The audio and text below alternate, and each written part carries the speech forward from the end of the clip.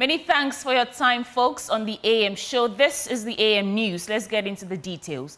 Now, Ministry of Education says it has launched full investigations into allegations of supply of expired food items to some senior high schools in the country, following an expose by Samuel Okudzeto Ablakwa, Member of Parliament for North Tongu and Chairman of Government Assurance Committee. Here is a social media post by the PRO of the Ministry of Education, Kwesi Kwarteng, and according to the post, he says the Ministry of Education's attention has been drawn to allegations made by Honorable Samuel Okudzeto Ablakwa regarding the supply of expired food items to some senior high schools. We would like to first express our appreciation to Honorable Ablakwa for bringing this matter to our attention, as such feedback is valuable in our ongoing efforts to ensure quality education. We take these allegations seriously and, as a matter of urgency, have commenced a full investigation. The ministry has also engaged the National Food Buffer Stock Company and the Ghana Commodity Exchange and the entities responsible for the supply and distribution of food to senior high schools. Together, we have launched a thorough investigation into the issues raised by Honorable Ablakwa. We assure students, parents, guardians, and the public of our commitment to protecting the health and safety of every student under our care. Rest assured, we will pursue this matter to the end and provide updates to the public as our investigation progresses. And we will bring you more details later on the AM show as we delve into these matters. In other stories, more than 15 structures at Circle Odona have been razed to the ground by a fire outbreak that started in the early hours yesterday. Residents there, most of whom live in makeshift wooden structures, told Joy News that the blaze destroyed all their belongings, leaving them with nothing to salvage. They're calling for urgent help while still counting their losses. Kenneth Jesse was there and reports. People have complained that they've lost items worth thousands of Ghana cedis. I don't have access to enter inside the room to go and rescue anything. So, like this, and I'm stranded. I don't have anywhere to stay or to do it. Even ordinary clothes, if I couldn't save. The only thing that left my hand is 2 CDs that I have at my hand. Nothing else. This is the only thing that that left with me. So how much do you have there? Man, 65 million. 65 million. That's 6,500. Yeah, Ben. The bank fell right now. Right now, I don't get anything. If my girlfriend close, they come out. Oh, actually, we don't have place to go, so that's why we are still here. But time coming, we will get some place to vacate ourselves. We are citizens. I'm not a foreigner. As a citizen, when it's we are in voting time too. At least, our things are damaged. Government should come in our help so that we will not go and do something whereby it will affect us later. From the Odona, right in the center of Accra, my name is Kenneth Jesse for Joy News.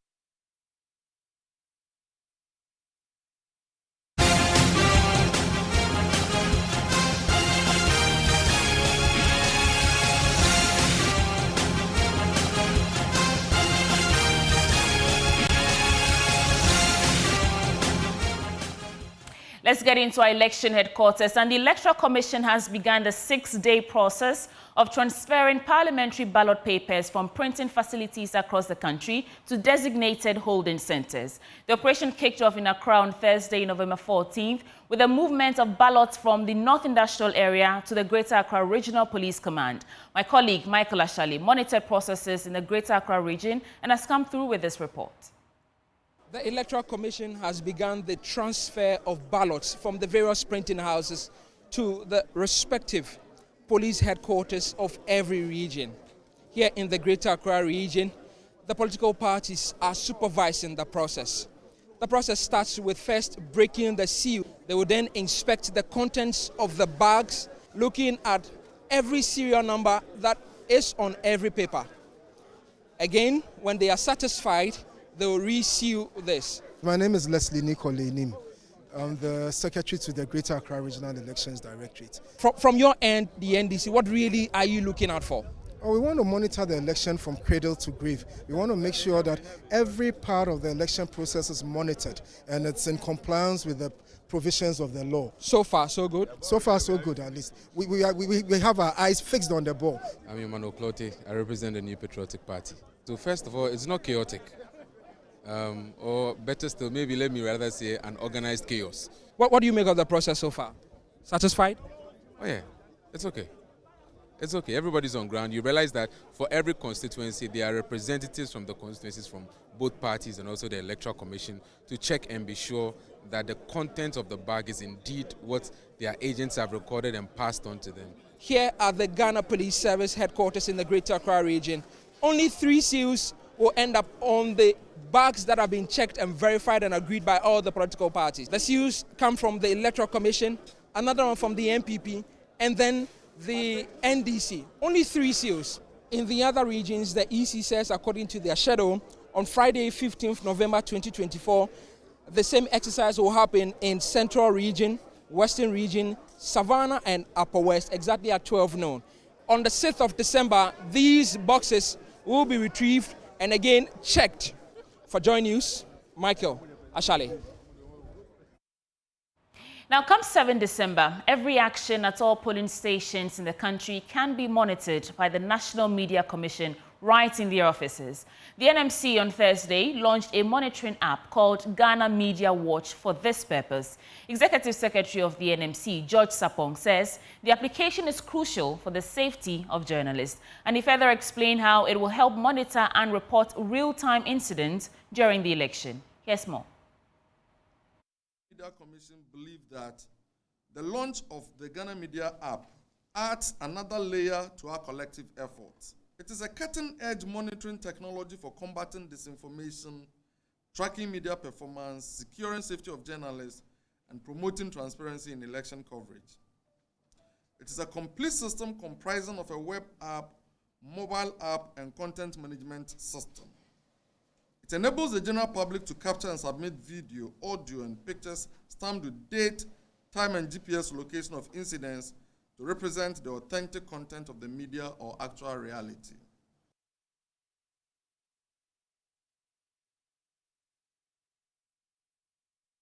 The stories. Chairman of the WA Local Council of Churches, Reverend Dr. Alfred Petia, is urging the President Akufo-Addo and his vice, Dr. Mahmoud Bawumia, and leadership of other political parties in the country to work to ensure there is peace in the country before, during, and after the December general elections. He noted that considering the violence that erupted in some countries as a result of elections, Ghana cannot go the same way, urging them to think about their families and communities and spare the country from going that path. Reverend Alfred Petia made these statements at the first prayer fest in WA. Joy News Upper West Regional Correspondent Rafiq Salam reports from WA. The Maiden Prayer Fest 2024 was organized by the WA Local Council of Churches under the theme United in Prayer, United in Purpose. It seeks to bring Christians from all denominations to lift up their voices in prayer for peace, unity, and divine guidance, with a key focus on next month's general elections. Chairman of the WA Local Council of Churches, Reverend Dr. Alfred Petia, recounted incidents of electoral violence in some countries which resulted in civil unrest with scores of people dead and others injured. If you ever witness violence, you will want to pray for peace and you will want to talk about peace. I have been watching Sudan, the destruction in Sudan. I watched Somalia, the way Somalia is destroyed. I watched Ethiopia, the Tigray region, the way people were killed. I watched Central African Republic when the violence erupted there, the way people were killed. Recently, Mozambique, election dispute, a number of people were killed. You come around our own backyard, Cote d'Ivoire, we know what went on.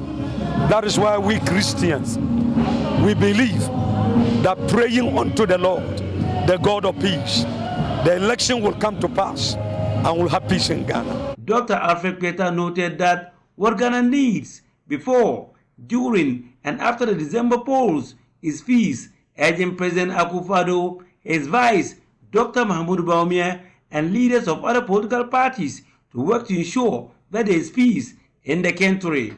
So this is your country. This is your motherland. This is where you enjoy peace.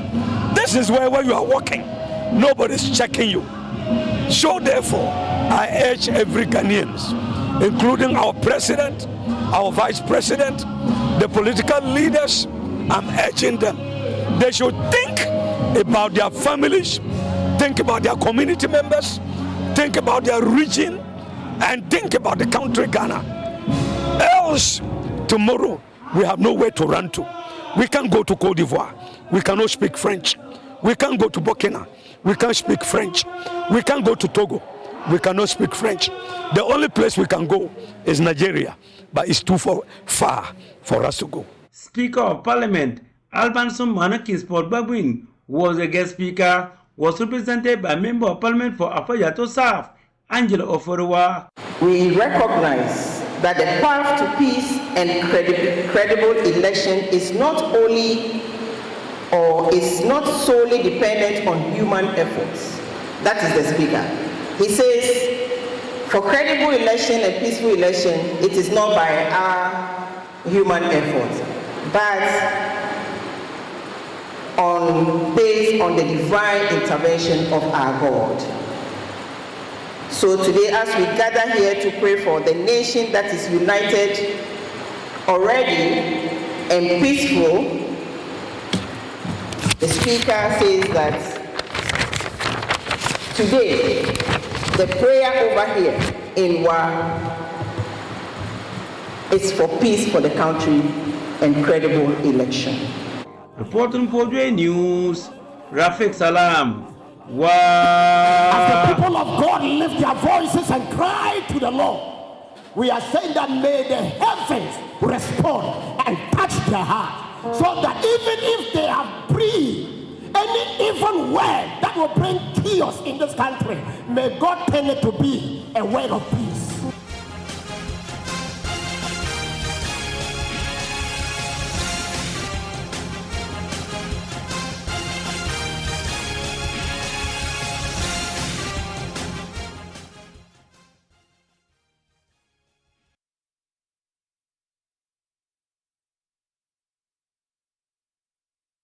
But still in elections, former President John Dramani Mahama has once again criticized President Akufo-Addo for a statue erected in his honor.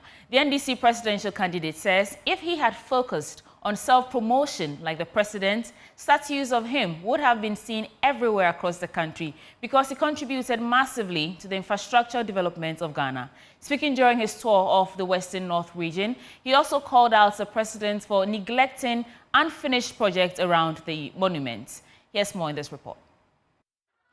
And it's a statue.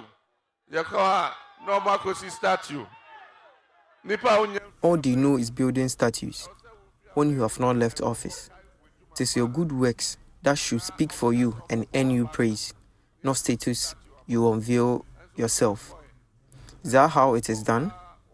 If that's the case, I might as well place my statue at every project I have completed at Temahabo, Kotoka Airport Terminal 3, and the University of Ghana Medical Center, Kwame Nkrumah and Kaswa interchanges, and KJTR markets. My statues should be all over the place.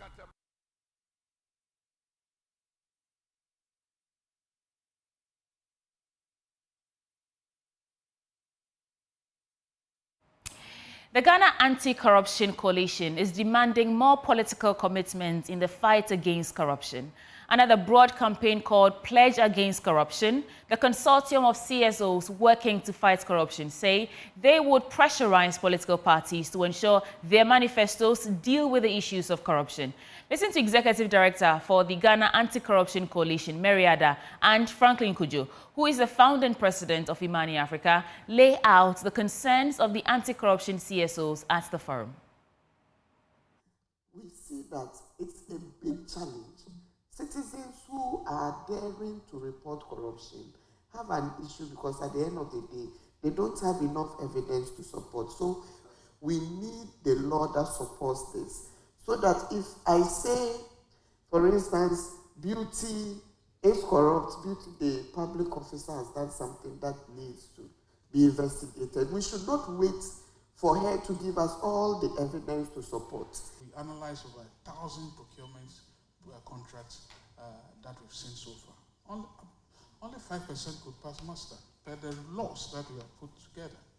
If in the very year we're going to the IMF, or the year we got to go to the IMF, there was a time when 85% of all procurement issues did not go through the Give Me system, the system we ourselves have created. There's nothing really happening. The only real people fighting corruption, grand corruption, are civil society actors and investigative journalists.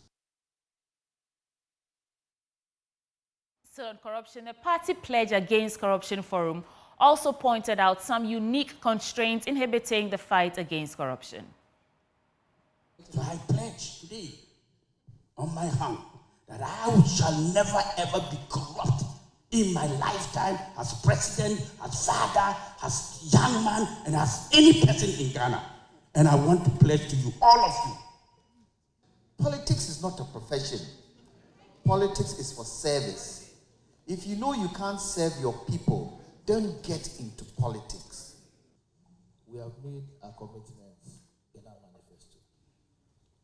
We shall continue to leverage digitalization to increase transparency. Don't underestimate the taking away of the human face in doing government business or in doing business in general. If you vote us into power, we'll make sure that corruption becomes an issue of the past.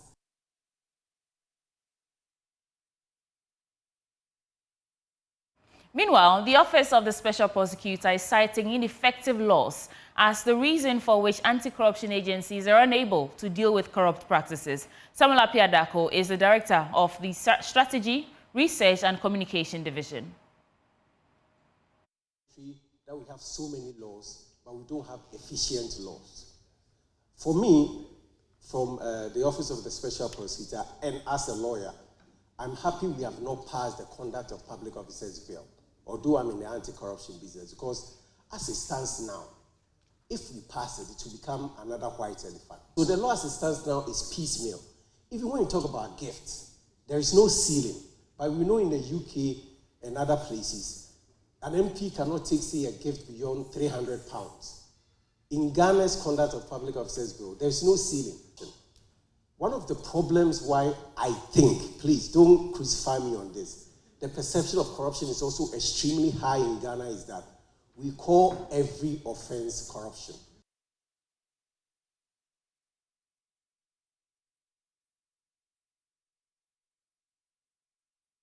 On that note, let's get into our business update with Benjamin Akapo. Welcome to Business. In our first story, in an effort to enhance securities trading, the Central Securities Depository plans to leverage technology to drive financial inclusion. This was disclosed by the depository's chief executive, Joseph Oko-Lati. Now, speaking at the 20th anniversary launch and unveiling of the CSD's new logo, Mr. Lati explained that the move, which was expected to commence by the first half of 2025, would improve information flow on the trade of securities. A depository is basically a bank. It's a bank for securities. You should look at it that way. Your account is credited when you buy, your account is debited when you sell. Now, when you go to a bank today, all banks have mobile, they have internet banking. Why not the depository? So we are bringing on board the investor portal. It empowers the investor so that investor sees everything that happens on their securities account. What we are also doing is, because we are bringing the investor portal, we are democratizing the space. So if somebody is in Tumu, they don't have to come to Accra or Kumasi or any regional capital to open a securities account. We want to make it easy for them. Look at what banks have done with fintechs and mobile money. Now, the mobile money space teaches us that technology and this device, the mobile phone, is such a powerful tool. That's where we want to drive the market to. So we can grow the market, grow the cake, so that all Ghanaians enjoy in it.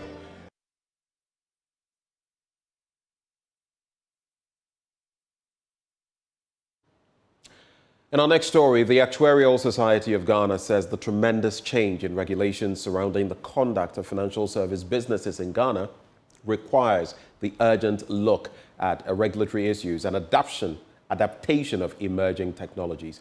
Well, President of the Actuarial Society of Ghana, Neil Tego, said, has called for a relook at a recapitalization and governance. He spoke to Joy Business at the Actuaries Connect Conference 2024. The world is moving fast with innovations, with other tools that could be used to enhance our jobs, like generative AI. And that's a tool that we have to look at how best it can help the profession grow. So we're looking at a few regulatory issues, and then professionalism, and then innovation. We are trying to talk around it and engage ourselves and think ahead in order to be able to sustain the profession in the next few decades that has to come. So that is why we set up this conference. And it's going to help all of us to know how to maneuver through this current advance in technology, advance in insurance, tech, and all that. So that's why we're holding this conference.